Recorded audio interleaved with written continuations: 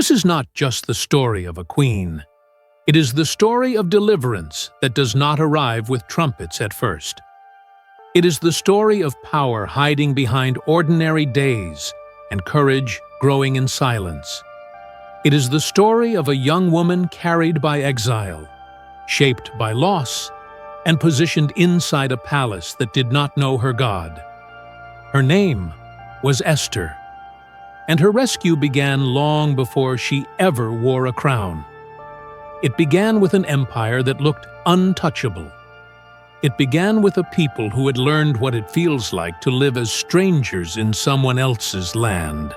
Let us go back in time, before the banquet halls, before the royal decree, before the sleepless night that would expose everything. In Persia, in the days of King Ahasuerus, the capital city of Susa glittered like a jewel in the desert. Stone walls rose high and confident. Courtyards echoed with sandals and commands. The king displayed his splendor with feasts that lasted and lingered like propaganda. Everything in the palace said the same message. This kingdom is permanent.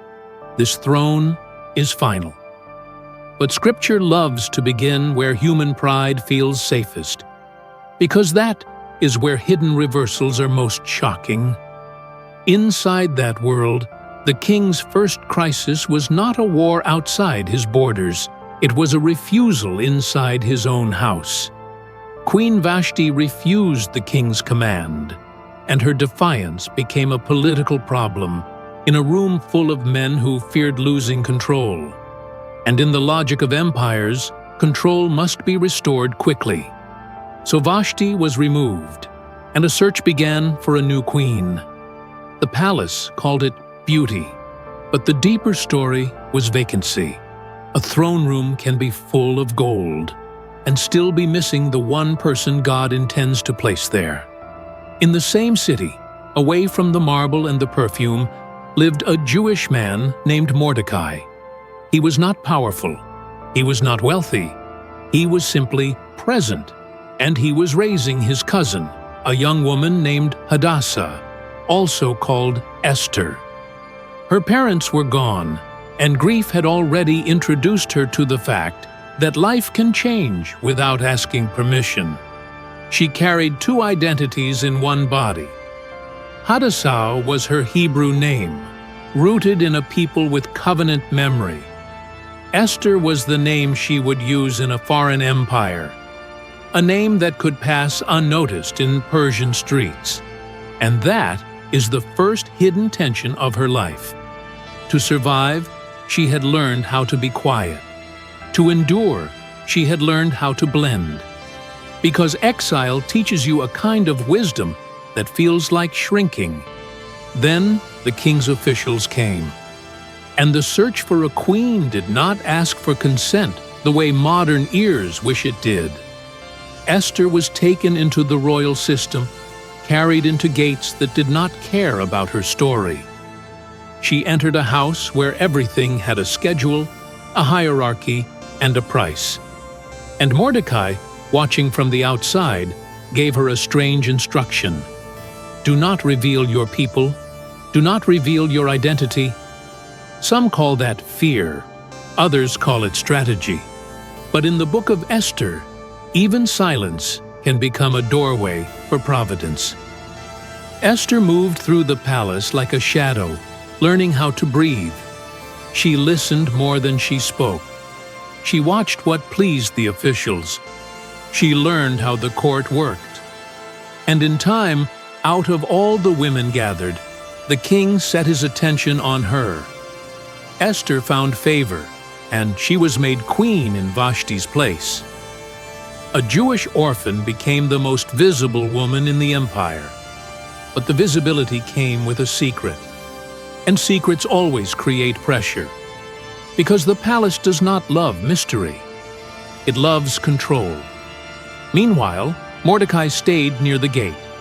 He was close enough to hear rumors, close enough to sense danger. And one day, he overheard a plot against the king. He sent word through Esther. and the king's life was spared. The conspirators were exposed, and the event was recorded in the royal chronicles. That detail seems small. It feels like paperwork. But in stories of hidden deliverance, the small details are often the hinges of history, because a record written down can become a weapon later. A name remembered can become a rescue. A sleepless night can become a turning point. But none of them knew that yet, because the enemy in this story does not announce itself with a roar. It arrives with promotion. It arrives with pride. It arrives with a man who wants worship. His name was Haman, and his anger would soon become law. After these events, the king elevated a man named Haman. He was seated above the other nobles. He was given a position that demanded visible honor, and the king's servants at the gate were commanded to kneel and pay him honor. That is how pride likes to be fed, not with quiet respect, with public bending, with bodies proving loyalty. Every day, the gate became a stage. Every step toward the palace became a choice, and every official learned the rhythm. Approach, stop, bow. Look up only when permitted. But one man did not move. Mordecai would not kneel. Mordecai would not pay him honor. At first, it looked like a small refusal, a personal decision, a quiet line in the sand. But in empires, small refusals are never small. Because they expose a truth the system cannot control. They reveal that a human heart still has a higher allegiance. The officials noticed. They asked him why he disobeyed the king's command. Day after day, they pressed him. Day after day, he refused. And eventually, they told Haman. Because compromise always recruits witnesses. It wants a crowd to shame you into agreement. It wants repetition to wear down conviction. And the text adds a detail that changes the temperature of the scene. Mordecai had told them he was a Jew. So now the conflict was no longer about one man. It was about a people. And Haman did not think like a wounded man. He thought like a proud one. When Haman saw Mordecai refusing to bow, he was enraged. But pride is never satisfied with a single target. Pride does not want correction. Pride wants elimination. So Haman looked past Mordecai, and he aimed at the entire Jewish people throughout the kingdom. That is how hatred scales. It begins with offense. Then it searches for justification. Then it becomes policy. Then it becomes law. Haman needed a date, not because he was patient, because he wanted the murder to feel official. So he cast lots, a purr, a small object thrown like fate, as if chance could authorize genocide, as if randomness could be holy. And the lot fell on a day months away, long enough to build fear into every household, long enough to make death feel scheduled, long enough for hope to starve slowly. Then Haman approached the king. He did not say, "I want to kill the Jews." He said, "There is a certain people." He described them as different. He described their laws as incompatible. He framed obedience to God as rebellion to the throne. And then he offered money. Because evil often tries to purchase legitimacy. And the king, careless with the weight of ink, agreed. The signet ring moved from the king's hand. It entered Haman's plan. And once a ring touches wax, the empire calls it unchangeable. Letters were written, couriers rode. The decree spread through provinces like smoke under a door. And suddenly, Jewish families across the empire had an expiration date. The city of Susa was thrown into confusion, because when rulers sign destruction casually, the entire city feels unsafe. Meanwhile, inside the palace, Esther sat in comfort and danger at the same time. She wore a crown, but she lived with a secret, and the decree did not yet feel personal to the king's household, because empires are skilled at separating policy from people, until the policy comes for someone with a name. When Mordecai learned what had been decreed, he tore his clothes. He put on sackcloth and ashes. He went into the city crying out loudly and bitterly. And in every province there was mourning among the Jews, fasting, weeping, wailing, bodies on the ground, as if grief itself was the only language left. Esther's attendants told her what Mordecai was doing, and she was distressed. She sent garments to clothe him, to remove the sackcloth. But Mordecai refused, because comfort is not a solution when the people are marked for death, because silence is not wisdom when a decree is already speaking. Because sometimes the most loving thing a mentor can do is refuse to pretend. And that is where part 2 ends. The decree is moving. The city is shaking. And Esther is about to learn that hiding has an expiration date. Mordecai did not stay in silence. He sent word to Esther through a messenger. He explained what had happened. He named the money offered. He named the decree. And he urged her to go to the king and beg for mercy for her people.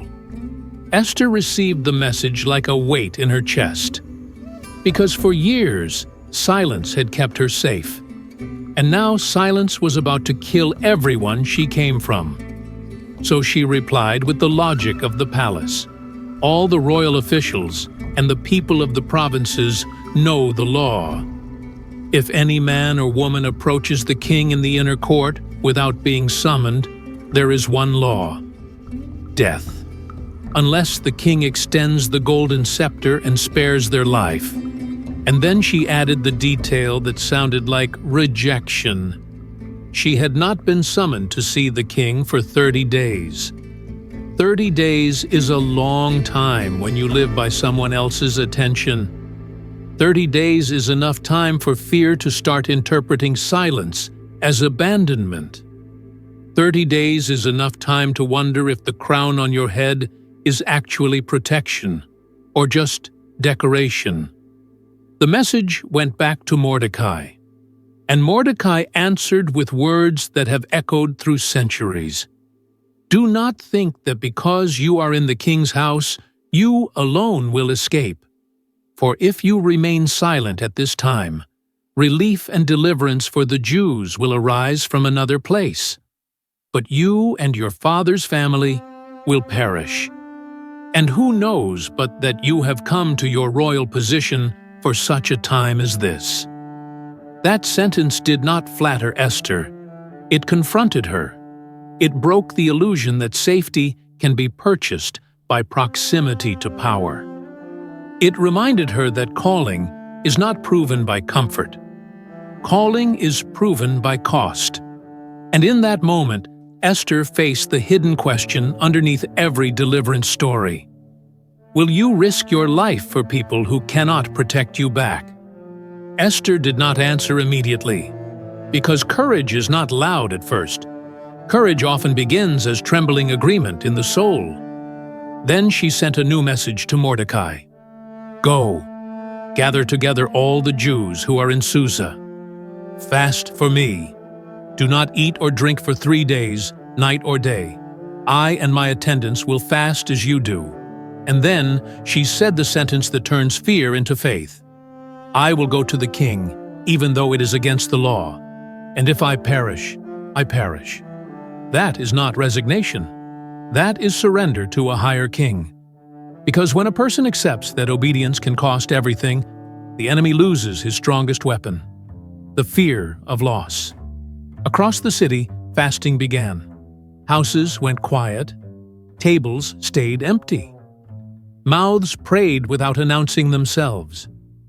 And though the book of Esther never mentions God's name directly, the entire city started moving like people who believed God could still hear.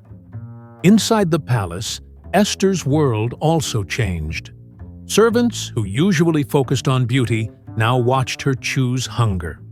Attendants who usually measured perfume now measured hours. 3 days is a long time to sit with mortality. 3 days is long enough for doubt to speak in every voice. You will die. You will be rejected. You waited too long. But fasting is not only the absence of food. Fasting is the refusal to pretend you are sufficient. On the 3rd day, Esther put on her royal robes, not because she felt powerful, but because she needed to step into the inner court as the person the empire recognized. And she walked toward the place no one enters uninvited. Every step sounded louder than it should have. Every breath felt like it might be the last. The guards watched her. The air tightened, because everyone knew the law. And then she crossed the line into the inner court. The king was sitting on his throne. And for one suspended moment, the story held its breath. Because deliverance was now balanced on something small. A gesture. A golden scepter. And whether the heart of a king could be moved. Esther stood in the inner court, exposed to the law and to the king's mood. And when the king saw her, he was pleased with her. He extended the gold scepter toward her. So Esther approached and touched the tip of the scepter. She was alive, but she was not safe yet. Because being spared is not the same as being finished. The king asked her what she wanted. He promised to grant her request, even up to half the kingdom. That sounded generous. It sounded like power opening its hand. But Esther did not speak the real request yet, because wisdom knows timing. And deliverance sometimes requires a door, not a speech. So Esther answered with an invitation. If it pleases the king, let the king come today, together with Haman, to the banquet I have prepared. The king agreed immediately. Bring Haman at once, he said, so we may do what Esther asks. And suddenly, the man who wrote the death sentence was walking into the room where it would be exposed. The banquet was prepared, the wine flowed, the table was rich, and the atmosphere looked like celebration. But the real weapon on that table was not a knife. It was patience. As they drank wine, the king asked Esther again what her petition was. He repeated the promise. Even up to half the kingdom, it will be granted. That was Esther's moment, and she delayed again. Because she was not only trying to speak, she was trying to position the king's heart to listen. So she asked for a second banquet. If I have found favor, and if it pleases the king to grant my petition, let the king and Haman come tomorrow to the banquet I will prepare. Tomorrow. One more day. One more night where heaven could turn hidden gears. One more window where pride could swell until it burst. Haman left that first banquet happy. He left beaming. Because pride interpreted Esther's invitation as worship. He told himself he had become indispensable. He told himself he was chosen. He told himself he was the closest man to the king. And then, as he passed the king's gate, he saw Mordecai. Mordecai was sitting there. Mordecai did not rise. Mordecai did not tremble. And in one instant, Haman's joy curdled into rage. Because pride is fragile. 1,000 compliments cannot heal one refusal. Haman went home and gathered his friends and his wife. He recounted his wealth. He listed his sons. He described his promotions. He repeated the detail that thrilled him most. Esther invited no one but me to come with the king to the banquet. And tomorrow, I am invited again. Then he confessed the truth that revealed how empty pride is. All of this gives me no satisfaction as long as I see Mordecai sitting at the king's gate. So his wife and his friends gave him advice. Build a gallows 50 cubits high. Ask the king in the morning to have Mordecai hanged on it. Then go to the banquet and enjoy yourself." The council pleased Haman, and he had the gallows built. A structure of death rose while a banquet of wine waited. A noose was being prepared while Esther was preparing a table. And this is where the story becomes terrifyingly precise. Haman believed he was building a platform for victory, but he was actually building a monument to reversal. Because the same night he planned to kill Mordecai, heaven prepared to honor him. Because in this story, deliverance is hidden. It does not announce itself with lightning. It turns the plot quietly. It turns it while people sleep. And that night, the king could not sleep. That night, the king could not sleep. The most powerful man in the empire lay awake, restless, surrounded by comfort that could not quiet his mind. So he ordered the book of the Chronicles to be brought and read to him, the record of his reign, the ink of forgotten details. And as the servant read, they found a passage recorded there. Mordecai had exposed a plot to assassinate the king. 2 officers, a doorway guarded, a life preserved. And the king asked a question that sounded simple but carried a hidden turning point. What honor and recognition has Mordecai received for this? The attendants answered with an uncomfortable truth. Nothing has been done for him. Nothing. Not a reward, not a promotion, not even public thanks. A man saved the king, and the king forgot. And in that moment, the story exposed something about empires. They record what benefits them, but they do not always remember what is right. So the king said, "Who is in the court?" It was early, and the answer was sharp with irony. Haman is standing in the court, because while the king was awake, Haman was also awake, not praying, not repenting, planning murder before breakfast. Haman had entered the outer court to speak to the king about impaling Mordecai on the pole he had prepared. So the king said, "Bring him in." And Haman stepped into the room, confident. He thought this meeting was his victory lap. He thought the gallows outside were already a prophecy of success. But the king asked him a question. What should be done for the man the king delights to honor? And Haman thought in his heart what pride always thinks. Who is it the king would want to honor more than me? So Haman answered with a fantasy of worship disguised as advice. He said, "Bring a royal robe the king has worn. Bring a horse the king has ridden, with a royal crown on its head. Give them to one of the king's most noble princes. Let that official robe the man. Let him lead him on horseback through the city streets, proclaiming honor. In other words, let the whole city watch him become almost king for a day." Haman built his own humiliation with his mouth. Then the king spoke the sentence that cracked Haman's world in half. "Go at once," he commanded. "Get the robe and the horse. And do just as you have suggested for Mordecai the Jew who sits at the king's gate.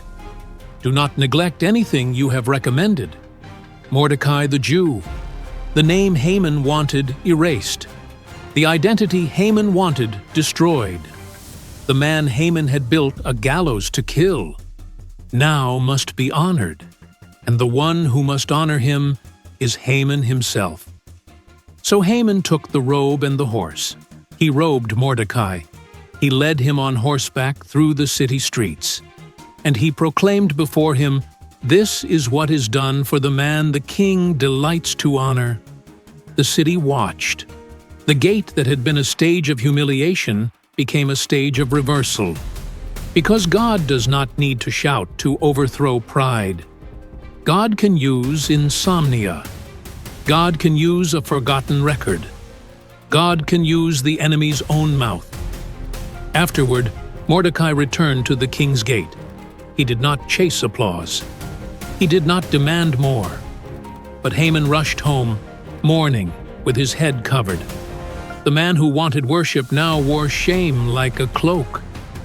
He told his wife and friends what happened, and even they began to sense the direction of the wind. They said, "If Mordecai is Jewish and you have begun to fall before him, you will not prevail." While they were still speaking, the king's eunuchs arrived. They hurried Haman away to the banquet Esther had prepared.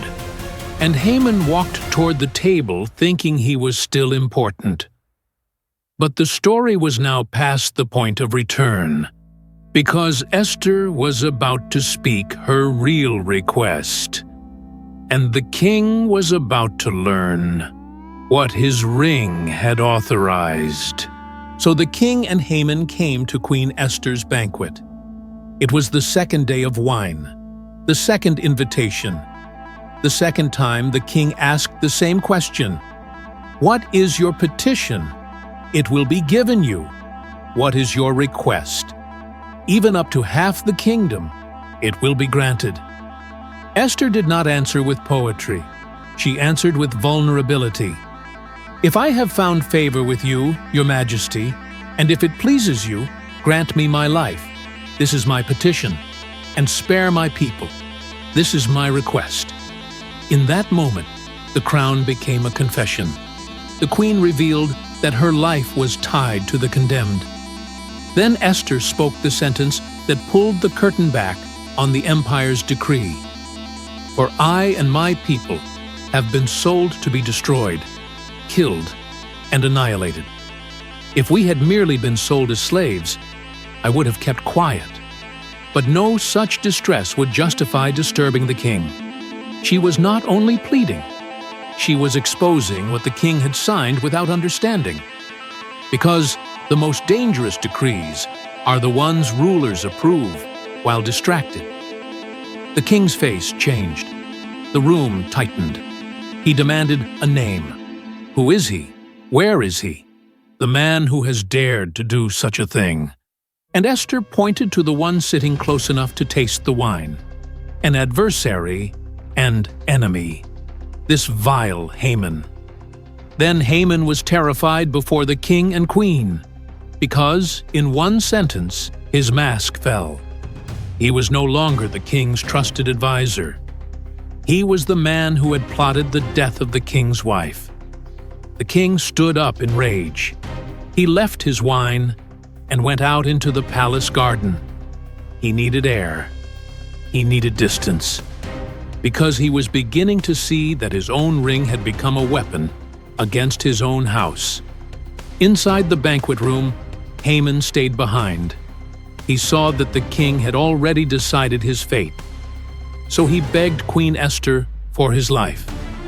The same man who demanded others bow now collapsed into desperation.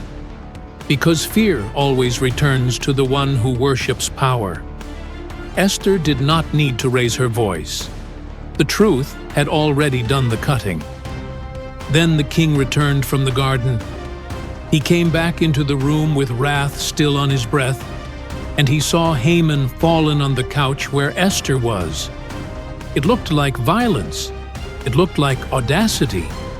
And the king spoke with shock and fury. "Will he even assault the queen while she is with me in the house?" As the words left the king's mouth, they covered Haman's face. That covering was not mercy. It was judgment. Then a servant spoke. One of the eunuchs attending the king, Harbona, remembered something that suddenly mattered. There is a gallows at Haman's house, 50 cubits high, built for Mordecai. The same Mordecai who spoke good on the king's behalf. The king did not hesitate. Hang him on it. So they hanged Haman on the gallows he had prepared for Mordecai. Then the king's anger subsided. The instrument of murder became the instrument of justice. The platform of pride became the place of reversal. But the story was not finished. because Haman was dead, but the decree was still alive. And in Persia, ink could outlive the man who wrote it. So now a new battle began. Not the battle of exposure, the battle of undoing what cannot be simply erased. That same day, the king gave Queen Esther the estate of Haman, the enemy of the Jews. And Mordecai came into the presence of the king, because Esther had told how he was related to her. The king took off his signet ring, the one he had reclaimed from Haman, and he gave it to Mordecai. And Esther appointed Mordecai over Haman's estate. It looked like victory, a transfer of wealth, a transfer of authority, a reversal visible enough for the whole court to notice. But Esther knew something the palace did not want to talk about. Haman was dead, yet the decree was still alive, because in Persia, a document written in the king's name and sealed with the king's ring could not be revoked. A man can be executed, but ink can keep killing. So Esther went before the king again. She fell at his feet. She wept. She begged him to put an end to Haman's evil plan against the Jews. And the king extended the gold scepter to her again. So she rose and stood before him. She asked for an order overruling the dispatches Haman had devised and wrote to destroy the Jews. But the king answered with the limits of empire law. Write another decree in the king's name in behalf of the Jews, as seems best to you. Seal it with the king's signet ring. For no document written in the king's name and sealed with his ring can be revoked. That is a strange kind of mercy. The king would not erase his former mistake, but he would authorize a new word that could outlast it. And this is where deliverance becomes more than emotion. It becomes logistics. It becomes strategy. It becomes a counter-decree that must outrun fear. At once, the royal secretaries were summoned.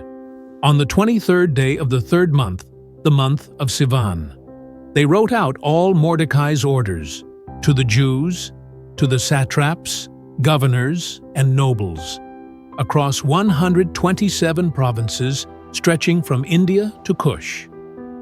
Different scripts, different languages, one message moving through many tongues. Mordecai wrote in the name of King Xerxes. He sealed the dispatches with the king's signet ring, and he sent them by mounted couriers who rode fast horses bred for the king. Because deliverance has to arrive before the appointed day. Because waiting passively would mean dying politely. The king's edict granted the Jews in every city the right to assemble, the right to protect themselves, the right to destroy, kill, and annihilate the armed men of any nationality or province who might attack them, and their women and children, the right to plunder the property of their enemies. And the day appointed remained the same. The 13th day of the 12th month, the month of Adar. The date of danger was not removed, but the people were no longer helpless. Then the couriers rode out, spurred on by the king's command, and the edict was issued in the citadel of Susa. Mordecai left the king's presence wearing royal garments of blue and white, with a large crown of gold, and a purple robe of fine linen. The city of Susa held a joyous celebration. For the Jews, it was a time of happiness and joy, gladness and honor. In every province and in every city, wherever the king's command and edict arrived, there was joy and gladness among the Jews. Many people of other nationalities became Jews because fear of the Jews had seized them. Fear shifted sides, but the battle was still ahead, because a decree can give permission to defend, yet it cannot remove the day when the enemy plans to strike. So the people waited, not with denial, with preparation, with fasting that had become courage. with courage that had become community. And when the month of Adar arrived, the hidden deliverance would become public. On the 13th day of the 12th month, the month of Adar, the king's edict was to be carried out. It was the day fear had circled on the calendar. It was the day enemies had waited for, smiling in secret. It was the day Haman had chosen by lot.